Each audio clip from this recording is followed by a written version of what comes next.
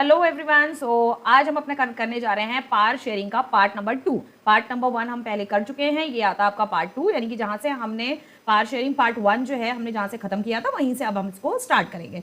सो बहुत सारे स्कूल्स में ये पार शेयरिंग सिविक्स का फर्स्ट चैप्टर है आपका। बहुत सारे स्कूल्स में आ चुका होगा फर्स्ट यूटी में, या बहुत सारे स्कूल्स में आने वाला होगा, क्योंकि कई स्कूल्स में जो है आपके मई में यूटी हो जाते हैं और some schools in the UT is in July. Okay, so कुछ स्कूल्स में जुलाई में आ रहा होगा।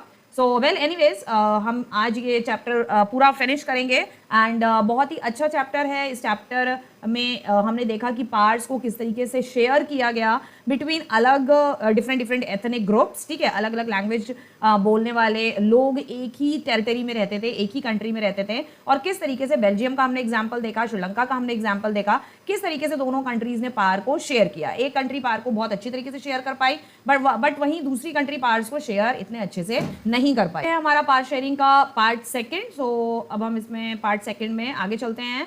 तो आगे और क्या कॉम्प्लिकेशंस हुए या आगे और कौन कौन से टॉपिक्स हमें पढ़ने हैं वो हम यहाँ पर देखेंगे। आगे टॉपिक्स हैं हमारे इंडेक्स में, हम देख सकते हैं यहाँ पर कुछ यहाँ पे मैंने ऑलरेडी मार्क किया हुआ है। So why is power sharing desirable, form of power sharing, horizontal power sharing, vertical power sharing हो गया, और अमंग पॉलिटिकल पार्टीज देखना है, among different social groups, among pressure groups and movements. तो ये सारे जो हमारे अभी जो टॉपिक्स हैं जो हमने इंडेक्स में डाले हैं यहाँ पर, तो ये सारे टॉपिक्स अब हम यहाँ पर स्टडी करेंगे। Okay, so come to the next slide पे चलते हैं हम। Now there are two different reason in favor of power sharing. तो यहाँ दो डिफरेंट रीजन है पार शेयरिंग के। ओके, दो डिफरेंट रीजन है यहाँ पर पार शेयरिंग के। अब वो दो डिफरेंट रीजन क्या है पार शेयरिंग के? फर्स्ट आता है आपका प्रूडेंशियल रीजन। प्रूडेंशियल रीजन यानी कि power sharing will bring out better outcome. पार्स को अगर हम शेयर करते हैं तो एक रीजन ये है, there are two different reason in favour of पार्स के पार शेयरिंग के फेवर में दो रीजंस दिए हैं यहाँ पर, ठीक है। एक रीजन ये है कि पोटेंशियल रीजन है कि अगर हम पार्स को शेयर करते हैं अलग अलग लेवल्स पे, अलग अलग डिपार्टमेंट्स में, हर लोगों को मतलब हर ग्रुप ऑफ पीपल को अलग अलग उनकी पार्ट्स देते हैं, तो उससे बेटर आउटकम देखने को मिलता है। एक इन्होंने यहाँ पर ये कहा है। सेकेंडली ये बोल रहे हैं help to reduce the possibility of conflict between social groups, यानी कि सोशल ग्रुप्स के बीच में कॉन्फ्लिक्ट होने की जो संभावना है, जिसे कहते हैं कॉन्फ्लिक्ट होने की जो पॉसिबिलिटीज हैं वो खत्म हो सकती हैं, वो रिड्यूस हो सकती हैं, पॉसिबिलिटीज कम हो सकती हैं। हम पार्ट्स को शेयर करेंगे तो पार्ट्स को शेयर करने की वजह से जो लड़ाइयाँ हैं, यानी कि जो लड़ाई वगैरह जो भी हो रही है, वो लड़ाई जो है वो कम हो जाएगी, वो रिड्यूस हो जाएगी। इतनी ज़्यादा उतनी लड़ाइयाँ नहीं होंगी। जैसे एक ही अगर हम मेजॉरिटेरियनिज्म को ही अगर हम पार दे रहे हैं, एक ही बंदे को अगर हम पार दे रहे हैं, तो उसके वजह से, या एक ही ग्रुप ऑफ पीपल को अगर हम पार दे रहे हैं, उसकी वजह से जो कॉन्फ्लिक्ट्स हो रही है, लड़ाई हो रही है, वो कम हो जाएगी। दूसरा आप यहाँ पर देखिए लिखा हुआ है, power sharing is a good way to ensure the stability of political order, यानी कि पार शेयरिंग जो है इज अ गुड वे, एक ये अच्छा तरीका है पॉलिटिकल स्टेबिलिटी रखने का, कि अगर पार्ट्स शेयर होंगी सो उसके वजह से जो पॉलिटिकली जो गवर्नमेंट है वो भी अच्छे से वर्क करेगी, ठीक है, स्टेबिलिटी रहेगी, पॉलिटिकल ऑर्डर में स्टेबिलिटी रहेगी। यानी कि जो गवर्नमेंट है वो एक अकेली के पास अगर पार है, एक अकेले बंदे के पास अगर पार है, एक अकेले अगर ग्रुप ऑफ पीपल के पास पार है, तो वो उसका गलत फायदा नहीं उठा पाएगा ना उठाएगा, ये यहाँ पर कहने का मतलब है, ठीक है। नेक्स्ट हम देखते हैं यहाँ पर, ये आता है आपका that tyranny of the majority यानी कि is not just oppressive of the minority, यानी कि माइनॉरिटी को ये लोग टायरनी मतलब डोमिनेट करना, जो मेजॉरिटी ऑफ पीपल है वो माइनॉरिटी को डोमिनेट करना, उन्हें दबाना, वो दबा भी नहीं पाएंगे। And it often brings ruin to the majority as well, यानी कि टायरनी जो यहाँ पर लिखा हुआ है, टायरनी का जो मीनिंग है, यानी कि जो मेजॉरिटी ऑफ पीपल है माइनॉरिटी को दबाना या उनके ऊपर अत्याचार करना। तो इस अत्याचार के चक्कर में क्या होता है, वो माइनॉरिटी पे तो अत्याचार कर रहे हैं, लेकिन माइनॉरिटी के साथ साथ वो क्या कर रहे हैं, वो अपने आप को भी कई बार मेजॉरिटी ऑफ द पीपल जो है वो क्या होता है उसमें ये हो जाता है कि वो माइनॉरिटी को तो दबा रहे हैं, माइनॉरिटी को तो परेशान कर रहे हैं, उनके ऊपर अत्याचार कर रहे हैं, टॉर्चर कर रहे हैं, लेकिन उसके चक्कर में वो अपने आप को भी कई बार जो है वो बर्बाद कर लेते हैं। ठीक है, सो ये नहीं होता है अगर जो है पार्स जो है अगर शेयर हो। ठीक है, अगर पार्स जो है शेयर होती हैं, पार्स अगर शेयर की जाती हैं तो ये सारी पॉसिबिलिटीज जो हैं वो कम हो जाती है। ठीक है, ये सारी चीज़ें नहीं होती है, ऐसा मानना है अकॉर्डिंग टू रिसर्चर, कुछ हिस्टोरियंस, पॉलिटिशियंस का जो रिसर्चर है उसके अकॉर्डिंग यहाँ पर तभी ये दिया हुआ है यहाँ पे। ठीक है, नेक्स्ट हम चलते हैं। There are 2 different reason in favour of power sharing. Again 2 different जैसे रीजन दिखाए थे, पहले हमने पढ़ा पोटेंशियल रीजन, अब आता है हमारा ये मॉरल रीजन। ठीक है, मॉरल रीजन क्या है?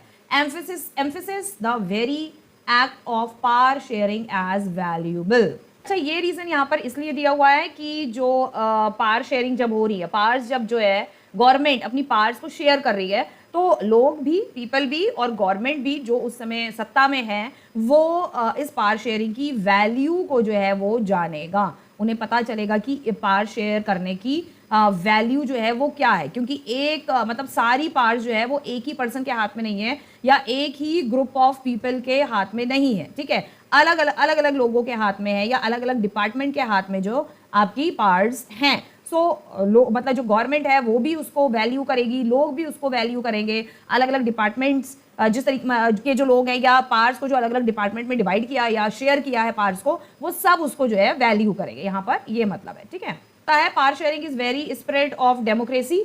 स्पिरिट है, डेमोक्रेसी की स्पिरिट है। अगर पार शेयर की जाती है तो लोगों के अंदर डेमोक्रेसी की जो भावनाएं हैं वो ज्यादा उजागर होती हैं, ऐसा ये कह रहे हैं। ठीक है, so people have a right to be consulted on how they are to be govern. People के पास ये राइट रहता है, पार शेयरिंग अगर की जाती है तो पीपल के पास ये राइट रहता है कि उनको ये पता हो कि उनको किस तरीके से गवर्न किया जा रहा है, कौन लोग उनको गवर्न कर रहे हैं, किस तरीके से गवर्नमेंट चल रही है एंड ऑल दैट। ये सारी चीज़ें पार शेयरिंग में ये कुछ मतलब चीज़ें हैं जो फेवर में रहती हैं, वो यहाँ पर जो है वो चीज़ें यहाँ पर आपकी बताई हुई है। ठीक है, legitimate government is one where citizens through participation acquire a stake in the system. यानी कि गवर्नमेंट जो है लेजिटिमेट गवर्नमेंट वो होती है यानी कि जो वैध सरकार जिसे कहते हैं। ठीक है, वैध या जैसे लीगल और इलीगल होता है ना, तो यहाँ पर भी यही मतलब है, लीगल सरकार जिसे कह सकते हो। लीगल सरकार जो है वो होती है,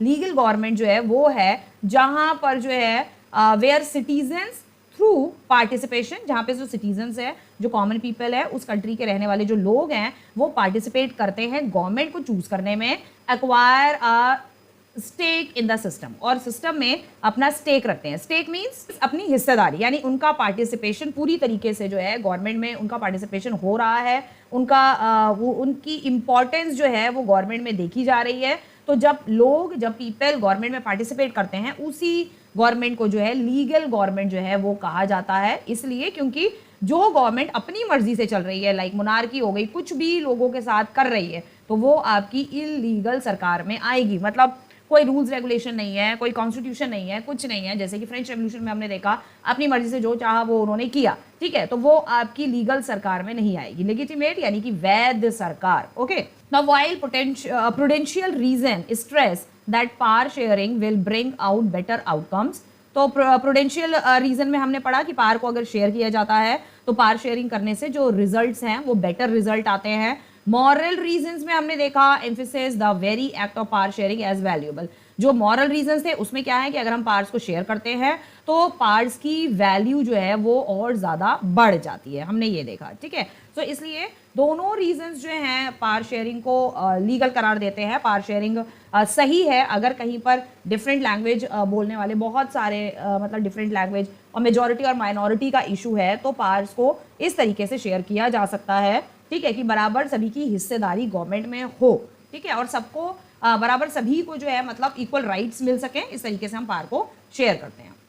नेक्स्ट है आपका, for a long time it was believe that all parts of a government must reside in one person और a group of person located at one place. पहले मतलब ये माना जाता था कि लॉन्ग टाइम है को, बहुत पुराने में ये माना जाता था, ये बिलीव था कि भाई जो पावर्स होती हैं गवर्नमेंट की वो या तो एक पर्सन के हाथ में रहती है या कुछ ग्रुप ऑफ पीपल्स के हाथ में पावर होनी चाहिए। पर्सन लोकेटेड वन प्लेस, वो पर्सन जो एक ही जगह पर रह रहा है, एक ही जगह पर जो है वो लोकेट कर रहा है, ठीक है, लोकेट करता है, वहीं रहता है। तो इट वॉज बिलीव्ड, ये ऐसा मानना था, इसलिए मोनार्की और डिक्टेटरशिप ये सारी इस तरीके की गवर्नमेंट बहुत थी पहले। It was felt that if the power to decide is dispersed, it would not be possible to take quick decision and to enforce them। Powers जो हैं वो अगर डिस्पर्स हो गई है, अलग अलग हो गई है, यानी कि छिन्न भिन्न हो गई है, यानी कि वही पावर्स का अगर बंटवारा हमने कर दिया है और फिर हम अपनी कंट्री को चला रहे हैं, तो ये देखा गया था कि अगर कभी जरूरत पड़ती थी, ठीक है, अगर कभी जरूरत थी क्विक डिसीजन लेने की, तो वो क्विक डिसीजन जो है गवर्नमेंट नहीं ले पाती थी और ना ही कंट्री पर एनफोर्स कर पाती थी, यानी कि इम्प्लीमेंट भी जल्दी से नहीं होता था कि भाई उससे पूछो उससे पूछो उससे डिसाइड करो, क्योंकि पावर्स अलग अलग है।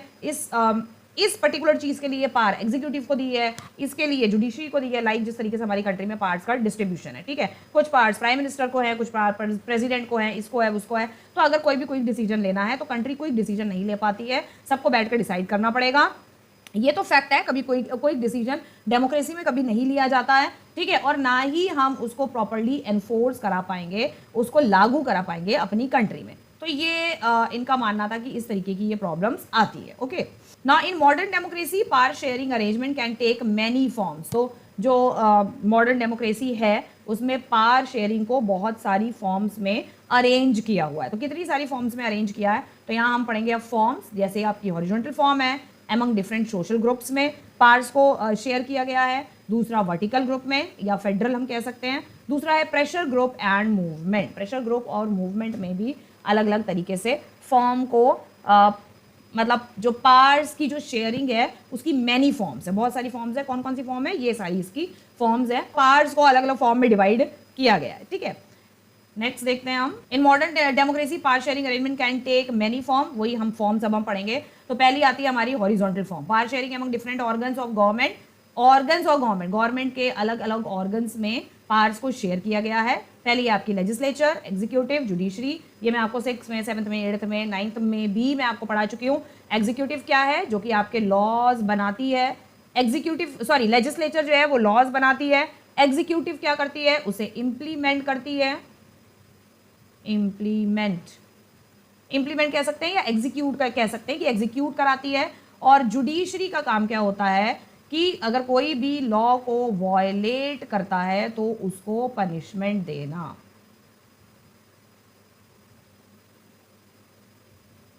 पनिश करना, ठीक है। तो ये आपका जुडिशरी का काम है। तो इस तरीके से अलग अलग पार्ट्स जो है वो शेयर होती हैं और इन पार्ट्स को शेयर करने को कहते हैं हम हॉरिजॉन्टल पार्ट शेयरिंग। तो ये पार्ट शेयरिंग अलग तरीके से है। ये इस टाइप की जो पार्ट शेयरिंग है ये डेमोक्रेटिक कंट्री में की जाती हैं, जैसे कि हमारी कंट्री में है, हमारे इंडिया में है। इसी तरीके से पार्ट्स को शेयर किया गया है। हम एक क्वेश्चन पे आते हैं आपके यहाँ।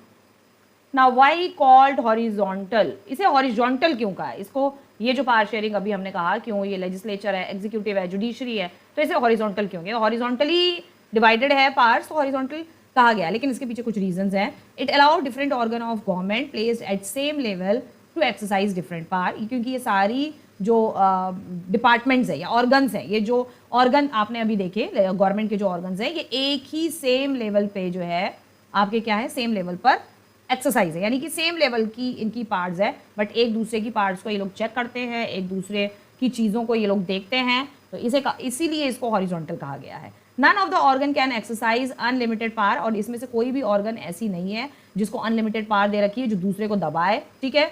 Each organ checks the other, और हर ऑर्गन एक दूसरे की पार्ट्स को चेक भी करती है। उसमें से आपका अगर हम देखते हैं लेजिस्लेचर, तो लेजिस्लेचर का काम है आपका लॉ बनाना, ठीक है। तो लेजिस्लेचर एग्जीक्यूटिव के काम को जो है चेक करेगी, ठीक है। एग्जीक्यूटिव जुडिशरी के काम को चेक करेगी, ठीक है। जुडिशरी अगेन फिर देखेगी जुडिशरी कि लेजिस्लेचर ने जो लॉज बनाए हैं वो ठीक बनाए हैं या नहीं बनाए हैं।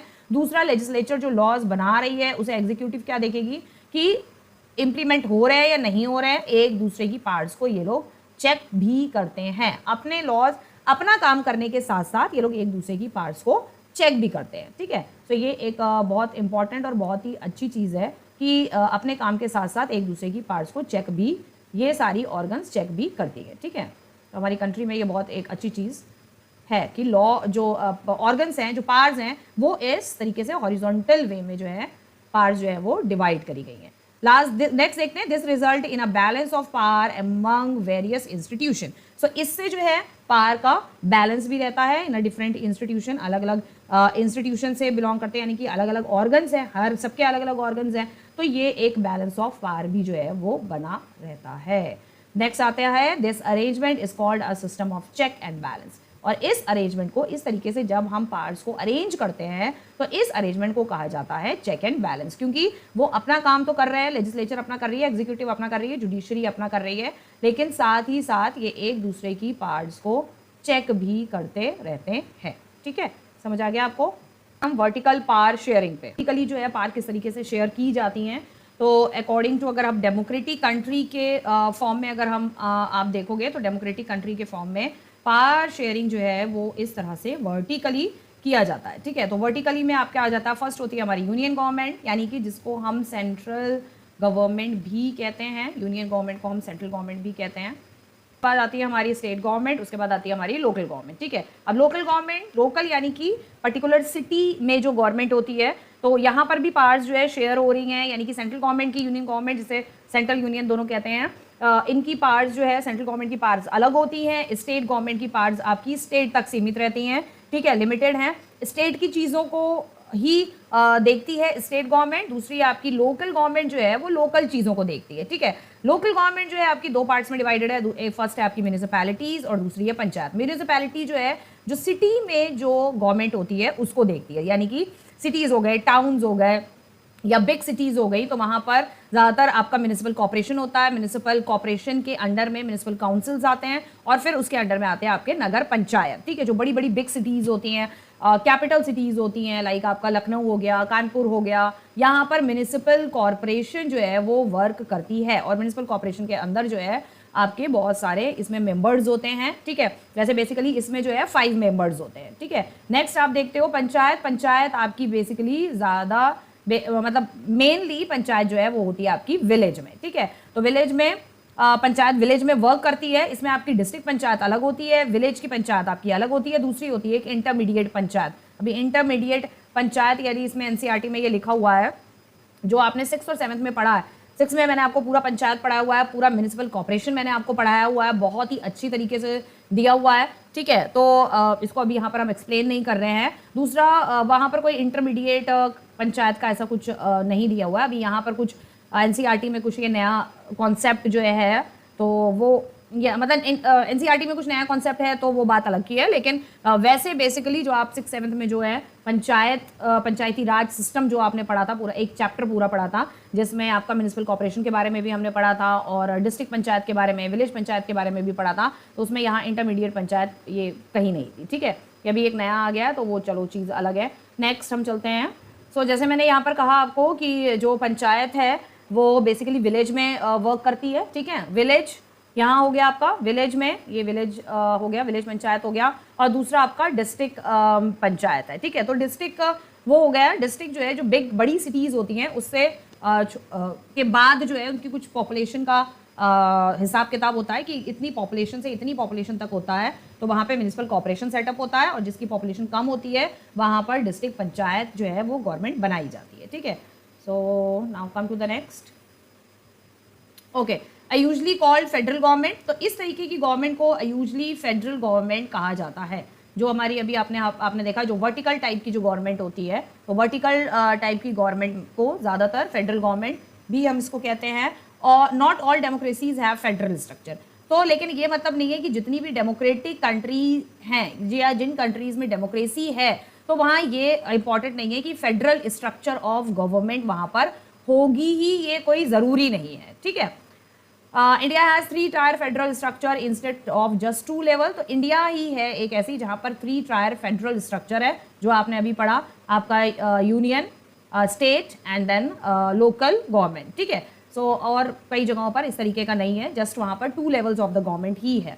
Constitution clearly lay down the power of different level of government, और कॉन्स्टिट्यूशन में हमारे हर लेवल की गवर्नमेंट की अलग अलग पावर्स जो हैं वो दी हुई है कि इस लेवल की यूनियन की क्या पावर्स हैं, स्टेट गवर्नमेंट की क्या पावर्स हैं, और विलेज या क्या कहते हैं आपकी लोकल गवर्नमेंट की जो है पावर्स क्या हैं, तो ये कॉन्स्टिट्यूशन में क्लियरली मेंशन करी गई है। ठीक है, now this is what they did in Belgium. So वहाँ बेल्जियम में यही किया गया, पावर को इस तरीके से डिवाइड किया गया, बट वाज रिफ्यूज्ड इन श्रीलंका। लेकिन श्रीलंका में जो है ये चीज़ जो है रिफ्यूज कर दी गई, श्रीलंका में ये चीज़ नहीं हुई। ठीक है,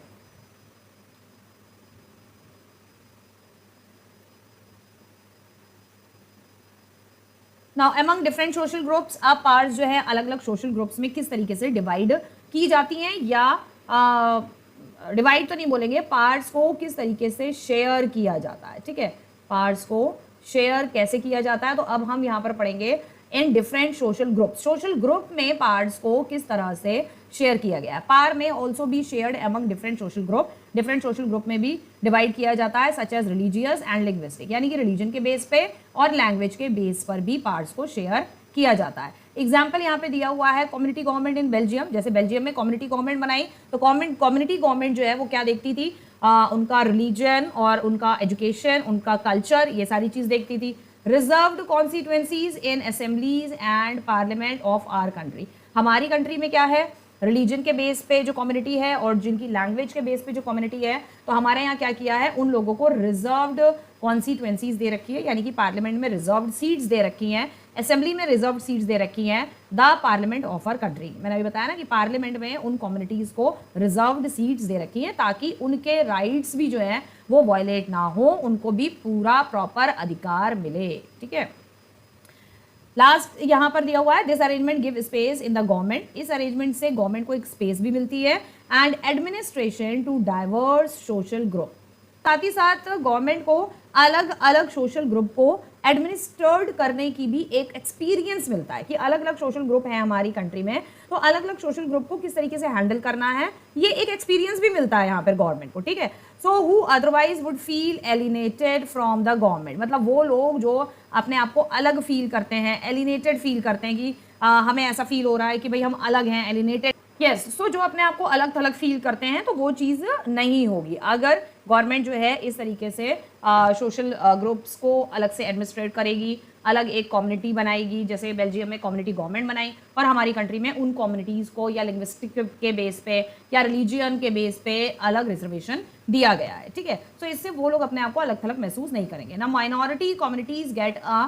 फेयर शेयर इन पावर, इससे जो माइनॉरिटी कम्युनिटीज़ होती हैं उनको पार में एक फेयर शेयर मिलता है, मतलब उनके पास भी फेयर शेयर पावर्स का मतलब मीन्स आप सिंपल हिंदी में अगर आप समझो कि ताकतों को फेयरली डिवाइड किया गया है, कोई उसमें धांधलेबाजी जिसे कहते हैं ना, किसी तरीके का कोई करप्शन या इस तरीके की चीज़ें जो है नहीं की गई हैं, या उनसे पावर छीन ली गई है, या उनको ताकत दी नहीं गई है, उनको परेशान किया जा रहा है, टॉर्चर किया जा रहा है, ये सारी चीज़ें जो है वो नहीं है। ठीक है, power sharing arrangement can also seen in the way political parties pressure groups movements control और influence those in power. Power sharing का अरेंजमेंट हमने इस तरीके से भी देखा, इस वे में भी देखा कि पॉलिटिकल पार्टीज की अलग पावर्स होती हैं, प्रेशर ग्रुप जो होते हैं, कुछ ग्रुप्स ऐसे होते हैं, बड़ी बड़ी जो ऑर्गेनाइजेशंस होती हैं वो गवर्नमेंट को प्रेशराइज करते हैं उनको पावर देने के लिए, तो कुछ पावर्स उनके पास भी होती हैं, एंड मूवमेंट कंट्रोल और इन्फ्लुएंस दोज इन पावर। तो लोग जो है अगर उनको गवर्नमेंट का कोई भी चीज़ अगर समझ में नहीं आती है तो लोग मूवमेंट्स करते हैं, मूवमेंट्स किस लिए करते हैं, इन्फ्लुएंस दोज इन पावर, यानी कि जो लोग पावर में हैं उनकी पावर्स को कम करने के लिए, उनकी पावर्स को कंट्रोल करने के लिए जो दूसरे लोग होते हैं वो आपके मूवमेंट्स वगैरह जैसे रैलीज और ये सारी चीज़ें करना। In a democracy the citizen must have freedom to choose among various contenders of power. Democracy के अंदर लोगों को ये आज़ादी मिलनी चाहिए कि वो अपनी मर्जी से अपना कॉन्टेंडर्स चूज कर सकें, किसको उन्होंने कॉन्टेंडर्स यानी कि अपना रिप्रेजेंटेटिव चूज कर सके, जिसको उन्होंने पावर में भेजना है, कॉन्टेंडर्स फॉर पावर यानी जिसको उनको सत्ता में भेजना है वो चूज करें। ठीक है, सो पहले जैसे आप लोगों को मालूम है ब्रिटिशर्स जो है ब्लैक और वाइट में बहुत ज़्यादा वो करते थे, डिस्क्रिमिनेशन करते थे। ठीक है, सो ये धीरे धीरे ब्लैक और वाइट का डिस्क्रिमिनेशन तो खत्म हुआ ही हुआ। सो उसके साथ साथ हम ये देखते हैं कि ब्लैक पीपल की भी लाइफ जो है वो मैटर करती है, एंड मी टू, मतलब हमारे साथ साथ जो ब्लैक पीपल हैं, ब्लैक कलर्ड जो लोग हैं, यहाँ वहाँ से जो लोग हैं, स्पेशली इंडिया में अगर ब्लैक पीपल्स अगर आप देखो तो जैसे साउथ इंडियंस हो गए या झारखंड और छत्तीसगढ़ यहाँ के लोगों को थोड़ा सा हमारी कंट्री में आज भी है, थोड़ा सा क्या, थोड़ा सा नहीं है, बहुत ज़्यादा ही है, निचली नज़र से जो है आज भी देखा जाता है, ठीक है। सो इसलिए ये यहाँ पर इसलिए कहा गया है कि भाई ब्लैक पीपल्स भी आपकी तरह इंसान है, उनकी लाइफ भी जो है वो मैटर करती है, जैसे आपकी लाइफ मैटर करती है। एमंग पॉलिटिकल पार्टीज, तो पार्स जो है वो पॉलिटिकल पार्टीज के बीच में भी डिवाइड करी गई हैं। किस तरीके से? इन कंटेम्प्रेरी डेमोक्रेसी में competition among parties ensure that power does not remain in one hand, यानी कि जो पार्टीज के बीच में जो कॉम्पिटिशन होता है ना इलेक्शन को लेकर, वो पार्टी सबसे अच्छा अलग काम करेगी जिससे कि जो है लोग उनको वोट दें, ठीक है। वो पार्टी इलेक्शन से पहले, इलेक्शन से कुछ पहले वादे करेगी, अपने मैनिफेस्टेशंस लोगों को बताएगी कि अगर हम जीत गए तो हम ये करेंगे, ये करेंगे, ये करेंगे, ठीक है। सो हर पार्टी जब एक दूसरे में जब कंपटीशन होता है तो इससे ये पता लगता है कि पावर जो है वो एक किसी पर्टिकुलर ग्रुप ऑफ पीपल के हाथ में नहीं है, पावर बेसिकली जनता के हाथ में है, ठीक है। Now some time power is shared in a direct way, sometime power is shared in a different way. कई बार पावर जो है अलग अलग तरीके से शेयर की जाती है, बार बार डिवाइड ही आता है, डिवाइड नहीं है, हाँ डिवाइड कह सकते हैं, शेयर की जाती है, डिवाइड की जाती है। व्हेन 2 और more parties form an alliance to contest election, कई बार ऐसा होता है एक या दो से ज़्यादा जो है पार्टी वो अपना कोलाइजन कर लेते हैं, कोलाइजन करके मतलब वो तीनों पार्टी एक हो जाती है या कोई दो पार्टी एक हो जाती हैं और अपना दोनों पार्टी इलेक्शन में मिल के जो है वो इलेक्शन में खड़ी होती है कोई स्ट्रॉन्ग पार्टी के अगेंस्ट में, ठीक है। अगर वो अकेले, क्योंकि अगर वो अकेले लड़ नहीं सकती हैं, अकेले अगर वो वर्क नहीं कर सकती, काम नहीं कर सकती है, तो या ये संभावना जैसे हो जाए कि अकेली पार्टी जीत नहीं पाएंगे, भैया हम जीत नहीं पाएंगे, तो किसी पार्टी के साथ कोलाइजन कर लो, किसी पार्टी के साथ अलायंस कर लो और फिर इलेक्शन में जो है खड़े हो। So if their alliance is elected, और अगर उनका अलायंस इलेक्ट होता है, they form a coalition government and thus share power. तो यही मैं आपको बताना चाह रही थी, अगर दो पार्टीज जो है वो इलेक्शन में, दो पार्टीज ने आपस में जो है अलायंस किया, ठीक, दो पार्टी ने आपस में अलायंस किया और अलायंस करने के बाद अगर वो पार्टी जो है विन हो जाती है, अगर वो पार्टी जीत जाती है, तो वो 2 या 3 पार्टी जो हैं वो मिलके क्या बनाएंगी? गवर्नमेंट बनाएंगी। लेकिन वो गवर्नमेंट कैसी कहलाएगी? वो गवर्नमेंट होगी आपकी कोलाइजन गवर्नमेंट, जैसे आप यहाँ पे लिखा है कोलाइजन, क्या जिसको हम इन हिंदी मिली जुली सरकार भी कहते हैं, तो वो होगी आपकी coalition government. A form of government in which political parties cooperate reducing the dominance of any one party within that is coalition government. वो गवर्नमेंट होती है जिसमें 2 या 3 पार्टी मिल के जो है गवर्नमेंट बनाती हैं और जिसमें political party cooperate and reducing the dominance, मतलब किसी एक पार्टी को बाकी पूरे देश पर या बाकी पूरी पार्टीज पर डोमिनेंस करने यानी दबाने नहीं देती है, दबाने का अवसर उससे छीन लेती हैं। और जो 2 कमज़ोर पार्टी होती हैं या 3 कमज़ोर पार्टी है वो आपस में तीनों की तीनों मिल गई, और तीनों की तीनों जब वो मिल गई तो जो उनके अपोजिट ताकतवर और मेजॉरिटी वाली जो पार्टी है, ये होता है कई बार कि वो हार जाती है, वो फिर उनको नहीं दबा पाती और वो फिर मिलके बनाती हैं तीनों गवर्नमेंट, तीनों पार्टीज अपनी मिलके गवर्नमेंट बनाती हैं, ठीक है। एमंग प्रेशर ग्रुप्स जो है उनमें पावर्स किस तरीके से शेयर की जाती हैं? Now in democracy various pressure group, बहुत सारे प्रेशर ग्रुप्स भी होते हैं। ऑर्गेनाइज पॉपुलर स्ट्रगल, जो कि फेमस, जिन्होंने अपने अपने अधिकार के लिए कुछ उन्होंने फेमस स्ट्रगल्स किए होते हैं। Protest against any decision of the government, यानी गवर्नमेंट ने अगर कोई डिसीजन लिया, उस गवर्नमेंट के डिसीजन के अगेंस्ट उन्होंने कोई बहुत भारी बड़ा प्रोटेस्ट किया। जैसे कि आपको पता होगा अभी नहीं कुछ साल पहले जो है मोदी सरकार ने जो है, या आप कह सकते हो बीजेपी ने जो है क्या किया था, कौन सा बिल पास किया था? किसान बिल, ठीक है, किसान बिल पास किया, ठीक है। अब वो किसान बिल जो था वो लोगों को, किसानों को जो है वो समझ में नहीं आया। अब क्या किया किसानों ने जो है वहाँ पर क्या कर दिया? आंदोलन, यानी कि प्रोटेस्ट करना शुरू कर दिया, ठीक है। अब ये प्रोटेस्ट बढ़ते बढ़ते कई महीनों तक ये प्रोटेस्ट चला। तो इस तरीके के ग्रुप, और प्रोटेस्ट तो चला ही चला, साथ में किसानों ने मिलके एक ऑर्गेनाइजेशन भी बना ली, एक ग्रुप बना लिया, ठीक है। और ये ग्रुप्स ही कहलाते हैं आपके प्रेशर ग्रुप्स, इन्हीं को कहा जाता है प्रेशर ग्रुप्स, ठीक है। जो गवर्नमेंट पे ये दबाव बनाते हैं, ये प्रेशर बनाते हैं कि ये जो डिसीजन गवर्नमेंट ने लिया है, ये डिसीजन हमारे मन मुताबिक नहीं है, इससे हमें फ़ायदा नहीं हो रहा है, ये डिसीजन गवर्नमेंट का गलत है, इस डिसीजन को आपको चेंज करना पड़ेगा, which they feel is wrong and put a pressure on the government to influence the decision. जो मैंने आपको अभी बताया कि गवर्नमेंट पे प्रेशर डालते हैं कि हमें ये डिसीजन आपको पसंद नहीं आया और इसको आपको चेंज करना ही पड़ेगा। Okay, now pressure groups, group of people who are organise actively for promoting, और ये यहाँ पे जो ग्रुप बना, ये जो किसानों का जो ग्रुप बना वो आगे एक्टिव रहा, हमेशा के लिए ग्रुप बन गया, ऑर्गेनाइजेशन एक तरीके की बन गई और वो आगे भी एक्टिव रहा। अभी मतलब वो जो 2 साल पहले जो बहुत बड़ा हंगामा हुआ था रेड फोर्ट पे, सारा कुछ इन्होंने तोड़ फोड़ किया था, उसके बाद अभी फिर हुआ कुछ महीने पहले, अभी याद नहीं आ रहा है मुझे कब हुआ था, तो कुछ महीने पहले जो हुआ तो एक इन्होंने प्रॉपर एक ग्रुप बना लिया है किसानों के लिए। अब वो जब तब भी कोई भी इस तरीके की कोई चीज़ आती है तो वो लोग उसके खिलाफ लड़ना शुरू कर देते हैं। So actively and prompting and defending their common interest, और वो अब एक्टिव रहते हैं और अपने आप को डिफेंड करते हैं और अपने इंटरेस्ट के लिए, अपने कॉमन इंटरेस्ट के लिए वो गवर्नमेंट को बीच बीच में कहते हैं ना, एक डोज जो है वो गवर्नमेंट को देते रहते हैं कि हमें ये चीज़ समझ नहीं आई, या हमें ये डिसीजन गवर्नमेंट का समझ नहीं आया, हमें ये डिसीजन समझ नहीं आया, हमें ये प्राइस चाहिए अपने क्रॉप्स का, हमें ये चाहिए ब्ला ब्ला ब्ला, ठीक है, all these things. Now among movements, अब पावर्स जो है शेयर कैसे हो रही है अमंग मूवमेंट्स, यानी कि कोई भी अगर मूवमेंट चला तो जिन्होंने वो मूवमेंट चलाया उनको कैसे पावर्स जो है शेयर की जा रही हैं। लाइक जो है बहुत बड़ा मूवमेंट जो है इंडिया में चला था, डैम्स वगैरह बन रहे थे, कई बहुत कंस्ट्रक्शन वगैरह चल रहा था, उस रिवर पे डैम, उस रिवर पे डैम।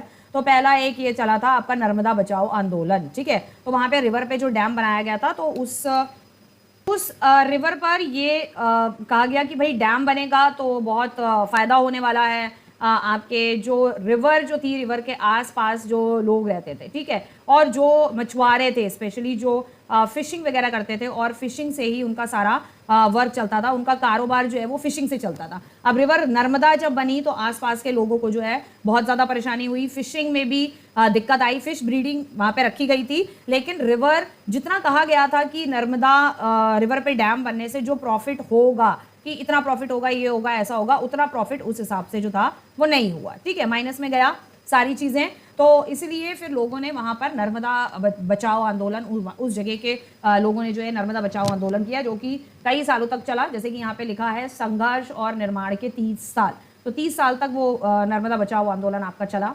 तो यहाँ पर जो ये मूवमेंट लोगों ने चलाया, इनको भी फिर बाद में जो है पार्ट्स को जो है कुछ शेयर किया गया, पार्ट्स इनको भी कुछ तरीके की दी गई, ठीक है, और साथ ही साथ इनका जो मतलब ये कह सकते हैं इन्होंने जो आपस में जो इतना मिल के वहाँ के सारे लोगों ने जो है इतना संघर्ष किया, तो इनकी पार्ट्स भी ये थी, इनकी मतलब इनकी ताकत थी कि इन्होंने जो नर्मदा रिवर पे जो डैम बना था उससे ज़्यादा किसी को ऐसा कुछ खास फायदा नहीं हुआ, तो उस चीज़ को फिर गवर्नमेंट को जो है वो बदलना पड़ा, ठीक है। ओके, हम कुछ क्वेश्चंस पे आ जाते हैं, रिवीजन क्वेश्चंस पे। ये हैं आपके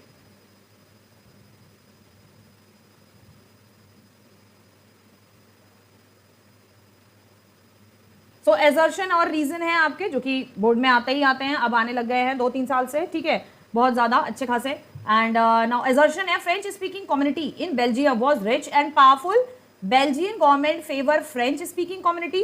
क्या फ्रांस में जो फ्रेंच स्पीकिंग कम्युनिटी थी वो बेल्जियम में जो थी, सॉरी फ्रांस में नहीं, बेल्जियम में फ्रेंच स्पीकिंग जो कम्युनिटी थी वो रिच थी और आपकी पावरफुल थी, यस वो रिच थी और पावरफुल थी, ठीक है। क्या बेल्जियम गवर्नमेंट ने फेवर किया फ्रेंच स्पीकिंग कम्युनिटी का? नहीं, बेल्जियम गवर्नमेंट ने किसी भी कम्युनिटी का कोई फेवर नहीं किया और बहुत ही अच्छे से, बहुत ही सहजता से उन्होंने जो है पार्ट्स को हर लिंग्विस्टिक के अकॉर्डिंग हर कम्युनिटी में उन्होंने जो है पार्ट्स को बहुत ही अच्छे तरीके से शेयर किया, ठीक है। A is true and R is false, ठीक है। करेक्ट जो आंसर है वो आप मुझे कमेंट सेक्शन में लिख के ज़रूर बताएंगे, ठीक है। नेक्स्ट हम देखते हैं, नेक्स्ट क्वेश्चन क्या है, different between horizontal and vertical division of power. ये 3 मार्क्स का क्वेश्चन है, CBSE 2011 में आया हुआ है, आंसर आपको यहीं पर मिल जाएगा। ओके, सो आप यहाँ पे देख सकते हो हॉरिजॉन्टल पार शेयरिंग हमने दिया हुआ है, वर्टिकल पार शेयरिंग भी हमने दिया हुआ है। So power is shared among different organs, government such as legislature, executive and judiciary. ये horizontal power distribution है, ज़्यादातर डेमोक्रेसीज में इस तरीके से होता है, ठीक है। The organs of the government are placed at the same level to exercise different power. ये तीनों की तीनों सेम लेवल पे काम करती हैं, इनकी पार्ट्स कुछ अलग अलग नहीं है, सबकी अपनी अपनी अलग अलग पार्ट्स हैं और सभी एक दूसरे की पार्ट्स को चेक भी करती हैं, इसलिए इसे चेक एंड बैलेंस भी बोला जाता है। It keep a check on the use of power of government, government की पार्ट्स को चेक करती रहती हैं। जुडिशरी एग्जीक्यूटिव की पावर को चेक करती है, एग्जीक्यूटिव जुडिशरी की पावर को चेक करती है, सॉरी लेजिस्लेचर एग्जीक्यूटिव की करती है, एग्जीक्यूटिव जुडिशरी की करती है, जुडिशरी अगेन लेजिस्लेचर की पार्ट्स को भी चेक करती है, जुडिशरी एग्जीक्यूटिव की पार्ट्स को भी चेक करती है। Ensure the concept of expansion of democracy, जो डेमोक्रेसी को का एक्सपेंशन करना, डेमोक्रेसी को बढ़ाना, ये जो कॉन्सेप्ट है इसको भी इंश्योर करती है हॉरिजॉन्टल पावर शेयरिंग, इसको इंश्योर करती है कि ये सही से वर्क कर रही है या नहीं। वर्टिकल पावर शेयरिंग में among different organs of government such as union, state and local government, तो यूनियन, स्टेट और लोकल गवर्नमेंट में पार्ट्स डिवाइडेड है। Power involve the highest and the lower level of government, यहाँ पर highest level भी है government का और लोएस्ट लेवल भी है गवर्नमेंट का। लोएस्ट, सबसे लोएस्ट क्या है आपका? पंचायत, विलेज पंचायत, डिस्ट्रिक्ट पंचायत, ठीक है। सिटी में आपका म्युनिसिपल कॉर्पोरेशन, काउंसिल, ये सारी चीजें आ जाएंगी। No concept of check and balance, यहाँ पर कोई कॉन्सेप्ट नहीं है चेक और बैलेंस का, लेकिन यहाँ पर है, हॉरिजॉन्टल पावर में है। Promote the concept of deepening of democracy, यहाँ पर जो वर्टिकल पावर शेयरिंग है वो कौन से कॉन्सेप्ट को प्रमोट करती है? डीपनिंग ऑफ डेमोक्रेसी, यानी कि डेमोक्रेसी कितनी डीप है, डेमोक्रेसी पे कितना काम हो रहा है, डेमोक्रेसी डीपली इनसाइड लोगों को पता है या नहीं है, डेमोक्रेसी के बारे में लोग डीपली जानते हैं या नहीं जानते हैं, उस कॉन्सेप्ट को प्रमोट करना। प्रमोट यानी कि उसको स्प्रेड करना, और स्प्रेड कौन करता है? स्प्रेड करने का काम है आपका ये वर्टिकल पावर शेयरिंग, यानी कि ये यूनियन, स्टेट और लोकल गवर्नमेंट जो है इसका काम है डीपनिंग ऑफ डेमोक्रेसी को जो है स्प्रेड करना, ज़्यादा से ज़्यादा स्प्रेड करना। ओके, सो यहाँ आपका चैप्टर फिनिश होता है। ये था आपका पार्ट 2 पावर शेयरिंग का, कि किस तरीके से पावर अलग अलग फॉर्म में, वर्टिकल, हॉरिजॉन्टल और क्या था आपका मूवमेंट्स और सोशल ग्रुप्स में पावर्स को जो है किस तरीके से शेयर किया जाता है, ये उसके बारे में था concept. So thank you everyone. अगर आपको थोड़ी सी भी ये वीडियो पसंद आई हो और चैप्टर आपको अच्छे से समझ आया हो, so please please please please subscribe करना मत भूलिएगा, and like, share and comment also, ज़रूर से कमेंट कीजिएगा कि आपको कैसी लगी वीडियो, आपको समझ आया या नहीं आया, ठीक है। तो आप मुझे पक्का से कमेंट करके ज़रूर बताएंगे। एंड दूसरा फिर अब हम मिलेंगे आपके नेक्स्ट वीडियो में। नेक्स्ट जो चैप्टर आपका शायद इको का है, हाँ इकोनॉमिक्स का है, दैट इज डेवलपमेंट है, ठीक है। तो डेवलपमेंट, रिसोर्स एंड डेवलपमेंट हमने ज्योग्राफी का कर लिया था, अब जो है आपका वो इकोनॉमिक्स का डेवलपमेंट है। So I hope you like the video. So don't forget to subscribe the channel and share it with your friends. जो बच्चे 9th से 10th में आए हैं, प्लीज़ अपने फ्रेंड्स के साथ ज़रूर शेयर करें, और जो बच्चे 8th से 9th में आए हैं, 10th वाले, 9th वालों के साथ भी चैनल को ज़रूर शेयर करें। सो आपके यूटी के लिए all the best all of you. I hope कि आप सब बहुत अच्छा करने वाले हैं यूटी में। So till then we will meet in our next video and in our next lecture of social study. So till then, bye everyone and take care of yourself.